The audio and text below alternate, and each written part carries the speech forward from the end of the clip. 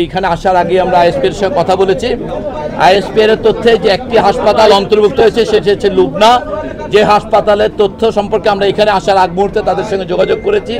তাদের ওখানে তাদের হিসেবে তাদের রেজিস্ট্রিতে কোথাও কোনো ডেথ নেই, কিন্তু ওনারা মুখে বলছেন যে সেখানে 2 জন শিশু ব্রড ডেড ছিল, যাদেরকে তাদের অভিভাবকরা নিয়ে এসছেন। ওই 2 জন আসলে ওর পরবর্তীতে কোনো হাসপাতালে আসেননি বিধায় আমাদের কোনো হাসপাতাল ব্যবস্থাপনায় ওই 2 জনের রেকর্ড পাওয়া যাচ্ছে না।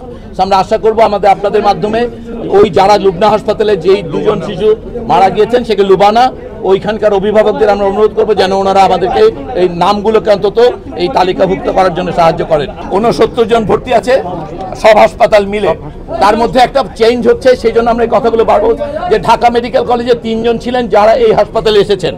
সিএমএইচ থেকে 3 জন পেশেন্টকে ওনারা পাঠানোর জন্য অনুমতি নিয়েছেন, অর্থাৎ ওইটাকে এখন দেখা যাবে সিএমএইচে, ওখানে 28 কিছুক্ষণ পরে ওটা কয়েক ঘন্টা পরে চেঞ্জ হবে। অর্থাৎ এই সংখ্যাটা একেবারে স্ট্যাটিক না, আবার একজন পেশেন্ট বাসায় চলে গেছে। আমরা বলবো যে 69 এখন আছে, এটা 1 ঘন্টা পরে বা 15 মিনিট পরও 68 হতে পারে বা 70। তো এটা আমরা বলছি যে এই সংখ্যাটায় খুব বেশি পিড়াপিড়ি করার কিছু নেই, কারণ রোগী আসছে বা যাচ্ছে অথবা স্ট্যাটাস চেঞ্জ হচ্ছে।